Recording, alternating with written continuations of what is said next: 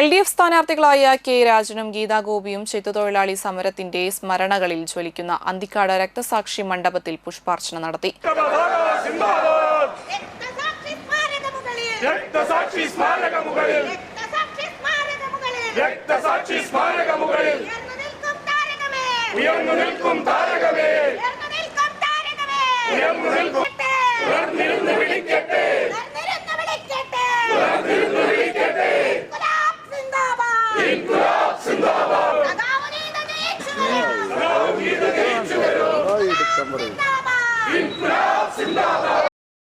രാവിലെ അന്തിക്കാട് ചടയമുറി സ്മാരകത്തിൽ നടന്ന പുഷ്പാർച്ചനയിൽ നിരവധി പേർ പങ്കെടുത്തു. CPI ജില്ലാ assistant secretary TR Ramesh Kumar അധ്യക്ഷനായി. CPI സംസ്ഥാന എക്സിക്യൂട്ടീവ് അംഗം VS സുനിൽകുമാർ, LDF നേതാക്കളായ PK Shajan, AS Dinakaran, KP Sandeep, Sheela Vijayakumar, AV Sreevalsan, KM Kishore Kumar, KK Joby, TK Madhavan, KM Jayadevan, Sheena Parayangattil, CR Muraleedharan തുടങ്ങിയവർ സംസാരിച്ചു. കൊല്ലൂർ നിയോജക മണ്ഡലത്തിൽ നിന്നാണ് 2 തവണ വിജയിച്ചതെങ്കിലും അവിടെ നാമനിർദ്ദേശ പത്രിക കൊടുക്കുന്നതിന് മുമ്പ് ഈ മണ്ണിലെത്തി രക്തസാക്ഷികളുടെ ധീരമായിട്ടുള്ള ഓർമ്മകളും ഉറങ്ങുന്ന ഈ മണ്ഡപത്തിൽ മുഷ്ടി ചുരുട്ടിയൊന്ന് മുദ്രാവാക്യം വിളിച്ച് പോകണം എന്ന് തോന്നുന്നത് ധീരമായ രക്തസാക്ഷിത്വത്തിനോടുള്ള നമ്മുടെ ഏറ്റവും ഉജ്ജ്വലമായിട്ടുള്ള അനുഭവമാണ്, അതിനോടുള്ള ഐക്യദാർഢ്യമാണ്.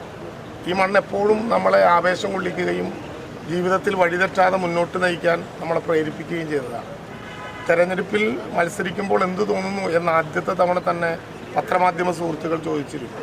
പാർട്ടി ഏൽപ്പിക്കുന്ന ഒരു ചുമതല, കഠിനമായിട്ടുള്ള മർദ്ദനം ഉണ്ടാകുന്ന ഒരു കളക്ട്രേറ്റ് മാർച്ചിൻ്റെയോ സെക്രട്ടേറിയറ്റ് മാർച്ചിൻ്റെയോ ചുമതല ഏൽപ്പിക്കുന്നത് പോലെ തന്നെ ഒരു നാടുമായി ബന്ധപ്പെട്ട ജനങ്ങളുടെ ജീവിത പ്രശ്നങ്ങൾ പരിഹരിക്കാനുള്ള പോരാട്ടത്തിൽ ആ ചുമതല ഏറ്റെടുക്കാൻ പാർട്ടി നിർദ്ദേശിക്കുമ്പോൾ ആ ചുമതല ഏറ്റെടുത്തു എന്ന വികാരം മാത്രമേ ഉള്ളൂ.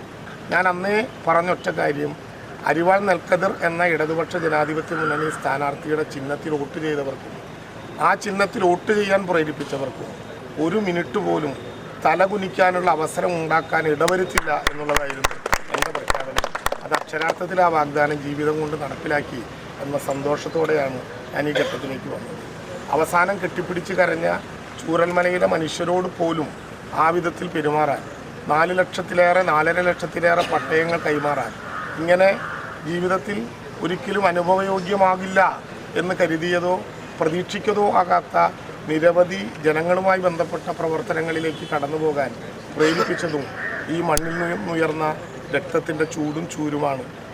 അന്തിക്കാടിൻ്റെ ഈ വിപ്ലവ ഭൂമിയിലൂടെ ഈ ഇൻകുലാബിൻ്റെ ഈരടികൾ നെഞ്ചിലേറ്റിക്കൊണ്ട് 10 വർഷം നെഞ്ചിലേറ്റിയ ജനതയ്ക്ക് മുന്നിൽ നിൽക്കുമ്പോൾ നാടിൻ്റെ ഒരു വികസന തുടർച്ചയും അന്തിക്കാടിൻ്റെ സമരസഖാക്കളുടെയും ഓർമ്മകൾക്ക് മുന്നിൽ തലകുനിക്കുകയാണ്.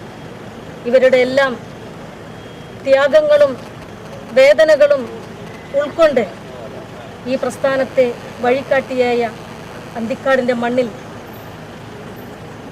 ഒരുപാട് ഓർമ്മകൾക്ക് മുന്നിൽ നമിച്ചുകൊണ്ടാണ് ഇന്ന് ഞങ്ങൾ നാമനിർദ്ദേശ പത്രിക നൽകുന്നത്.